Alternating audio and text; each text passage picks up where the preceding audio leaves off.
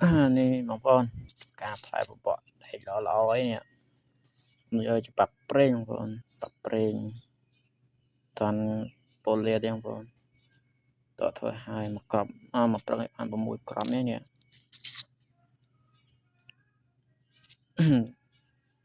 ឆក់ល្អបងប្អូន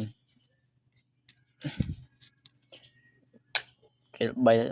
តែដែកឆក់ល្អដែកច្បាប់ដែករឹងអីណានេះដាក់ឲ្យមើលបងប្អូននេះអូខេក្រៅទម្លាក់ពីចងាយចេះប៉ាប់ជាប់ប៉ាប់ជាប់ចឹងណាបងប្អូនបើថាដាក់ចេះវិញអូឆក់កទិញខ្លាំងបងប្អូន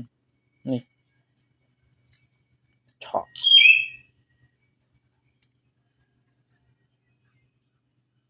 ហើយបងប្អូនឆក់ដៃខ្ញុំប្រេងប្រឡាក់ប្រេងហ្នឹងវាអត់ចង់ឆក់មុនមិញអត់ប្រឡាក់ប្រេងឆក់នឹងដៃប្រឡាក់ប្រេងតែលុតហ្នឹងណា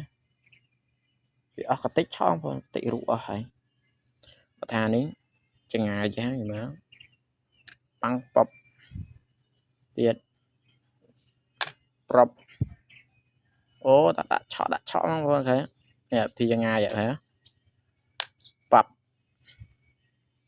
ទៀតបងប្អូននេះទៀតចង់មកចោលដល់ចងាយគាត់ធ្លាក់ទៅឆក់យកតែម្ដងបងប្អូនទៀតខែទាញខ្លួនវាហ៎ខែបងប្អូនប៉ប់ដែកល្អបងប្អូនដែកល្អ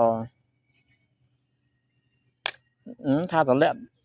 ឆក់បងប្អូន